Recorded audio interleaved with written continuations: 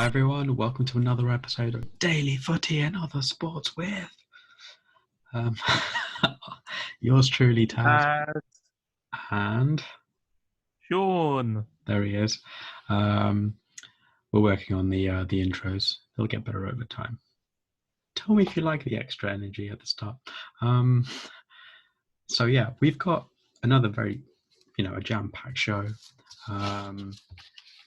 Not too much in the way of details or anything that we want to discuss, but we're actually going to be flicking through a number of topics like we did yesterday. So we're not going to hang around. First things first, we're going to kick off with a bit of F1 news. They're thinking that they're going to potentially begin the season in October and take no risks. I mean, it could very well be a revised schedule. It could be a shortened calendar. It might be the full season, and they might just try cramping it in, cramming it in between October and, I don't know, at a push February. It's very tight. What do you think? Would you do a revised schedule? Would you do a shorter schedule, or would you still try to do the whole season? It's an interesting query there, because a lot of people look forward to a particular circuit, whether they go to Singapore. I've had friends that actually flown all the way to Singapore just to experience the Grand Prix there, got to meet Jenson Button there, or we're talking about Silverstone, huge venue. There's so many, Brazil, all over the world, America. And whilst everyone would be in a different level, by October, everything may have calmed down by then, and it's one of those situations. If you cut, hopefully, if you cut something off, it would be quite difficult for people to accept. Yeah. From an outsider's perspective, we can't really understand just how much is going into, the preparation for some of these venues and stuff like that. You have to remember, of course, and I actually went to Singapore once and stood on the circuit because it's a road circuit. So on the way to the Singapore Flyer, you actually walk on what is the circuit, and the markings are on the ground. So, that needs to be transformed, and that's not going to be cheap. And in certain countries like Vietnam was supposed to be hosting their first ever Grand Prix this year. Is that going to happen? Is that going to just be delayed until a brand new season? I don't know, but we'll see. I think it does make sense to delay as long as possible, though. And they may very well just prioritize the big venues, the big races. Of course, it's not the most popular decision from the perspective of those that want to go see it and the ones that are hosting it. But if it does potentially save them a bit of money, they might be okay with it being delayed for a further year. We'll see. But yeah, like I said, Vietnam had basically just created their race, built it for this. So you've got to look at the technicalities as well. We're just talking about fans' perspective. A lot of these companies, Mercedes and Ferrari, these companies have to have a lot of engineers, have a lot of people that have to work on these cars regularly as well. And we're even in a period where they always test a new vehicle to be ready for the new season. That might have been taken into consideration as well, because they need the perfect timing, the perfect preparation. And if you just rush a vehicle, it's going to affect them. We spoke about Lewis Hamilton. He didn't have a good vehicle, and it affected his performances before he regained the championship. So it's a very delicate situation. He's still got some good races because he's a good driver. But we need to crack on. It's supposed to be like zip, zip, zip. And the next one is the wording I've seen on BBC Sport is about it's about the Premier League darts. The wording I've seen is basically that it's returning on the 30th of July, not scheduled to return, not they're hoping to return. It's returning on the 30th of July. So I'd be intrigued to know what happens with that. I don't think there's much to sort of update or anything like that, but in Birmingham, if the situation changes, in Birmingham, I think it's a case of if the situation changes, then of course they won't. But it's probably not the worst predicted date, if I'm honest. Could be worse, but yeah, doesn't be end of the month, doesn't be end of April to suggest that the football season or a sporting season can return. Yeah, but I think what they've done is they've just sort of delayed it as long as possible. And the thing about Premier League is it happens once a night, one night in each of these venues, and it tends to be during the week. So it's not really impacting potential tournaments as much, because I think those tournaments tend to at most stretch for a week. So it should be easier to, work around those tournaments. And of course, not, there may be tournaments going on every single week, but doesn't mean you have to go to every single one of them. And that's if people are available as well, because is Michael Van Gogh going to be available? Phil the Man Taylor. He probably will. No, Phil won't, because he's retired. Yeah, he might come back. He might do a special appearance. So. He's given way too much for the game already. He's 16 titles. 16. Yeah, he's won more than double than anyone else. Yeah. Next one we've got is this is just down to me actually, because I was watching a few YouTube clips earlier on and saw some AEW clips, and I heard it. Jericho, Y2J, Chris Jericho doing commentary, and I have to say I really enjoyed it. He was surprisingly neutral, so I didn't really understand that. I was kind of expecting him to sort of be, Kenny Omega, you scumbag. I can't help you. I just can't stand you, or anything like that. But no, he was pretty neutral, and that was weird in itself. But I have to say, I said they should have stopped, and of course I still stand by that. But there were some good matches yesterday. So yeah, he's what the thing about Chris Jericho is he's really invested into the product. A lot of these guys are, even Brody Lee. He had a brilliant match yesterday on AEW. So as you said, it was more of a message of respecting even these guys taking a heavy risk of being around there. And as you said, it may have been out of character, but I think a lot of fans would appreciate that Chris Jericho really appreciates that he's there. He is the biggest fish that AEW has signed. In terms of overall name, yeah, of course he is. We can't. Even I can't deny that as a big, Dean Ambrose, John Moxley, whatever you want to call him. Love Dean Ambrose. But he is the champion, so he is the fish right now. But I've got to admit that the big draw, the big name going into it was Jericho, and to an extent, someone who most people have rated as a fantastic athlete in Kenny Omega, but just underused in most places apart from Japan. He should have been the champion, arguably, but he had a good rivalry with John Moxley as well. That was a weird rivalry. I didn't really understand if they actually got along or not. I think they didn't. I didn't think they liked each other as much, but then they just didn't see each other for a while. It's like they were, like when they wrestled, it was like they were dating, and then all of a sudden they just took time apart. Yeah, it's very weird. It was the clash of Japan versus a top star on WWE. I still think Dean Ambrose had a really respectable career. We spoke last time. He was the first one to beat John Cena 10 years. But what I was trying to say about Chris Jericho, as you're alluding to, is that he's a guy, didn't need to go to any company. He could have rested on his laurels, continue in his gigs. He still had a storyline with Kevin Owens, because he fought Kevin Owens, won the US Championship, and then lost it again, and left SmackDown as a newly crowned wrestler only after a week. So it's a tremendous thing what Chris Jericho's doing, and kudos to him. Yeah, it was highly entertaining actually. I quite liked he was quite exaggerated in his commentary as well, but it was quite funny. I suppose you have to be quite exaggerated when you talk about Michael Nakazawa.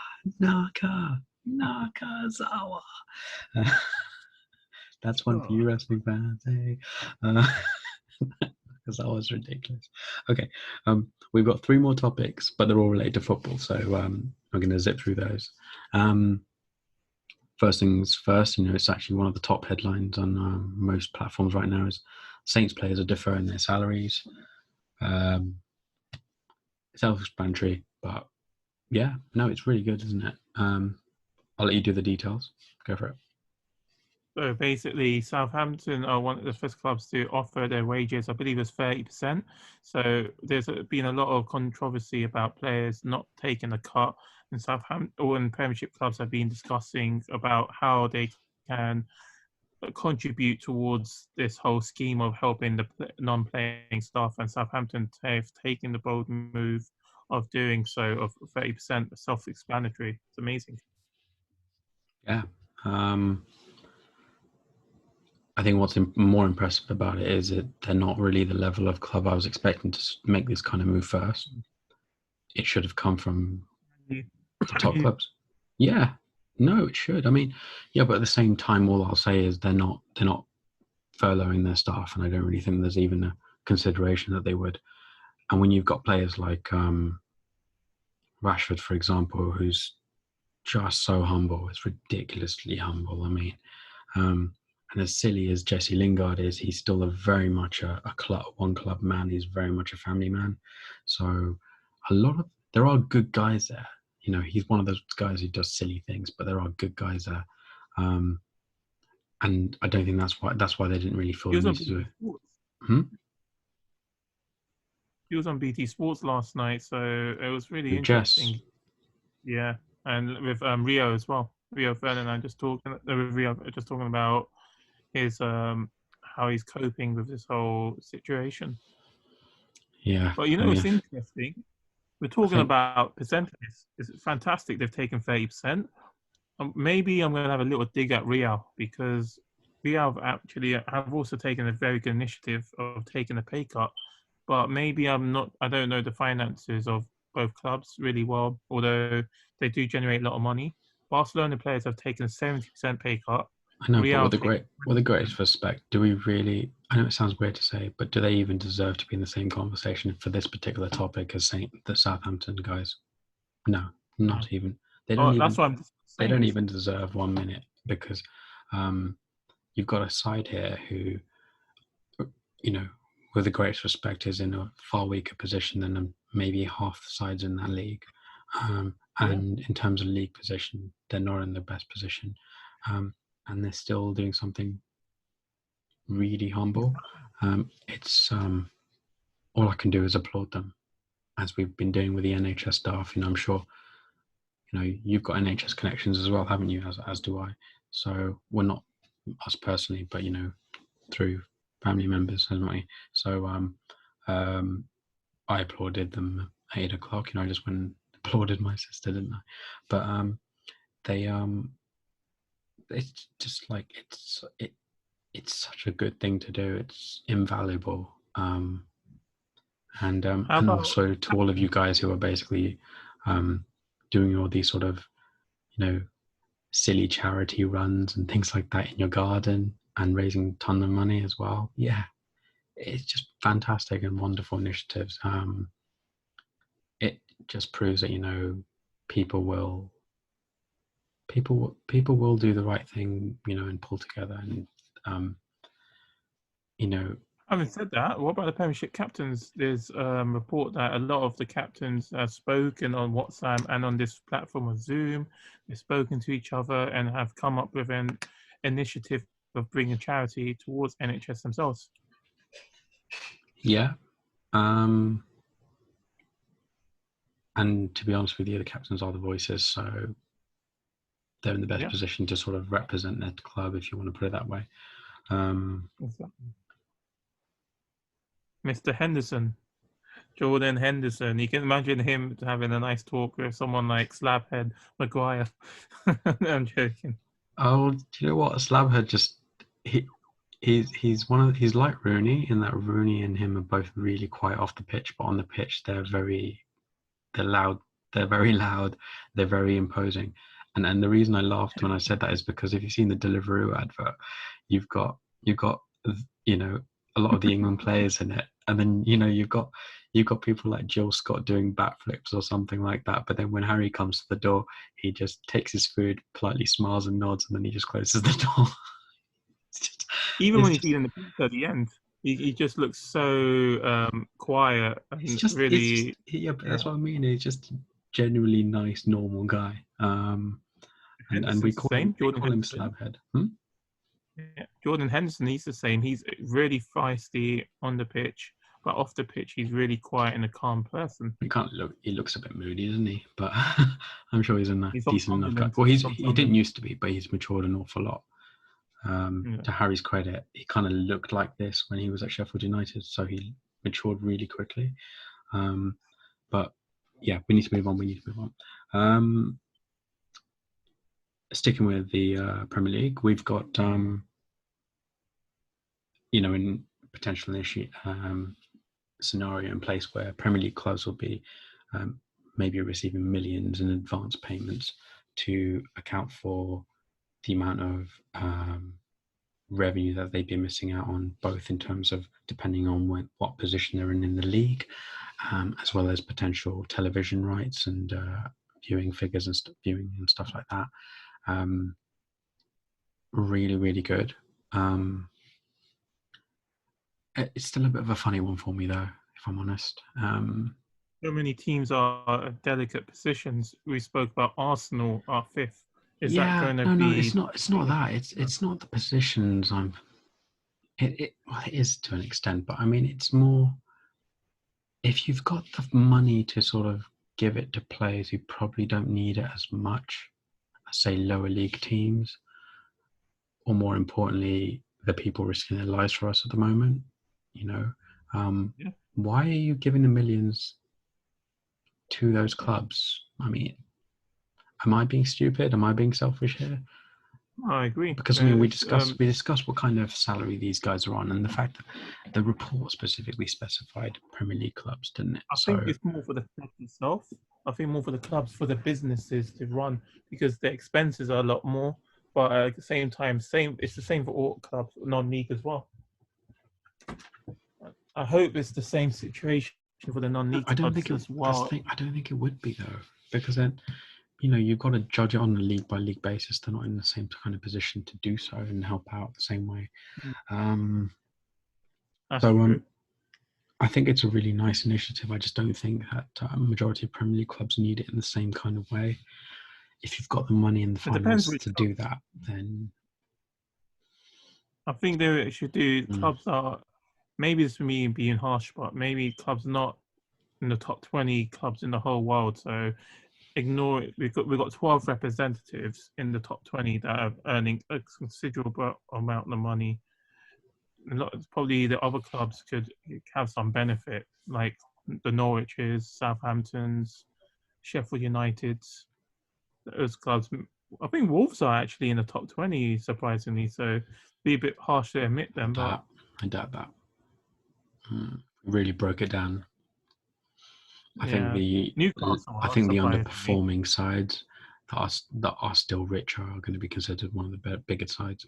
Yeah, I mean, like it's a mixed bag, that one, isn't it? Good initiative, but I'm not sure it should be money that's being spent or given towards Premier League clubs, or not all of them, maybe certain ones, but we shall see what happens with that and if that does actually go ahead. One more topic quickly, though. Okay. I was going to say, we're talking about non-league, the lower league clubs. Then you can argue that the fair law scheme that's been initiated is probably more reasonable. Is it right to say it's more reasonable for these clubs that have less finances to deal with in the first place, and it's a good thing for those clubs. But that's the point I'm trying to make. That's what they should be suggesting. They should be, or at least asking these Premier League clubs, going up to them and say, "Hi guys, have like your captain's team meeting. We think, we were going to give you guys this amount of money, depending on what kind of position you're in the league at the moment, and whether you'd have maybe had TV related money coming in, but we think it might be more beneficial to give it to lower league clubs in general, or championship clubs, or lower championship clubs downwards. Do you guys agree?" There are two factors there, because like for one club, the amount of money that they'd be getting in, how many clubs could that help below them? I would say it's probably more loads. It's more of an FA agenda. I It's mean, more of an FA agenda. it is, but you know, um, Imagine, let's look at Man City, for example. Imagine you being a club where Man City 2005, they were a League One club, and then now they're the champions. It will always have a bit of an, maybe I'm just talking about football rivalry terms, and then imagine in Man United, with this whole pandemic happened 2005, and Man United supported Man City. It will always taint Man City to an extent, saying, oh, Man United supported Man City. I'm not saying your suggestion is wrong. It's very reasonable and understandable and should be put into effect. well, But I that's the thing. I think the mean, FA like needs to take these potential advance payments would affect United in a positive way. I just don't understand why, because they're one of, if not the richest club in the world. They've got the biggest fan base in the world. They are looking after, and hopefully it stays this way. They are looking after their players. They are looking after their backroom staff, and of course their sort of other staff and admin staff and things like that. It's exactly what you want from your team, looking out for your own, and not buckling the way Liverpool did, and then before they realised how wrong they were, and not doing what Spurs, who I don't understand why they did it. Norwich, well, you can tell Spurs aren't thinking clearly because they're saying, the manager's fine about getting 3 players to just do a training session with them. So, but we've got one more point. We're really we've delayed it again. Let's just very quickly sort of touch on the fact that the EFL are thinking that they could get the respective lower league lower leagues done in 56 days. When you do the maths and you think maybe I've got about 10 games or so left, some of them might have potential cup trophies going as well. I don't know if they do. with playoffs and stuff like that as well. Yeah, playoffs. But I mean, ultimately they're just 3 games, aren't they? Toward the end, they'd usually be in the summertime. So if you can make space for that, that's not quite as big an issue. At worst, you could say they start later in the Premier League as a result of their playoffs. But 56 days, just under 2 months. To me, it does sound like they've got still having like a decent couple of days off in between their games. If you've got 10 games and you assume you have no breaks, well, when I say no breaks, I mean no longer than the 3 days that you'd get off. You could be done in 30 days. So that means these guys would be having still. A game in 3 days still, hard though. Yeah, I know. I'm just saying as an example. It just means that they're not trying to push to get it done as quickly as you think, because I would think, it would be between a month and a half, not just about under 2 months. I think anyone can get it done. Anyone can get this season done in under 2 months. When did the season start? August. Start of March? No, I mean, when did it start? Start of March? I think it was. That was the last game. March, yeah. And your season's due to finish in May. I mean, that's 2 months. You're hardly speeding things up. I mean, early May as well. Early May, because that's what I mean though. 2 months. You're not really speeding up at all. So it's important because we were just talking about the need of these non-league football teams getting finances.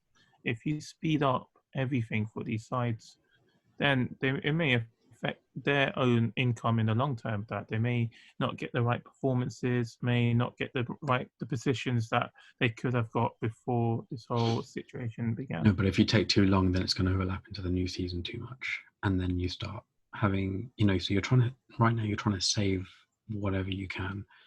You don't want it to drag and drag and drag and drag, because you said, guys, don't worry about it. You got 56 days to get this done. What if it is a delayed start? You don't want to give them absolutely no warning about what to expect. So, yeah, I mean, I get it, but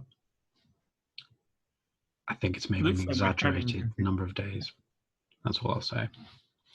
Yeah. That was basically us trying to cram it in.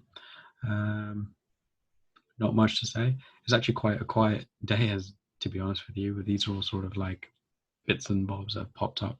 I like Yeah. 56 days. I must say that. I love the 56 days idea. As a Middlesbrough fan, I don't You want know, us to. yeah, I know you'd say that as a fan, but that technically speaking, it makes complete sense, you know. But you've got to understand that it's not a general situation. It's not a normal situation. This is you've got to speed up situation. Otherwise, you're not going to get the other season started on time.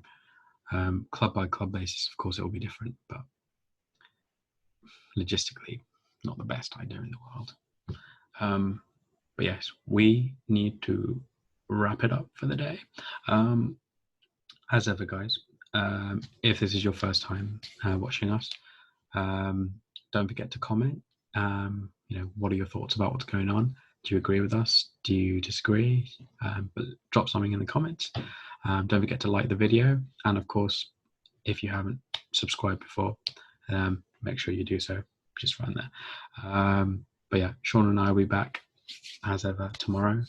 We've got over the hiatus that we've had, and we'll go back to our normal schedule of getting you videos at least once a day.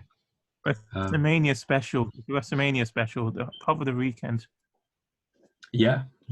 That's why I said at least once, because of that double header that we did. But yeah, from Sean and I, we will see you guys on the next video.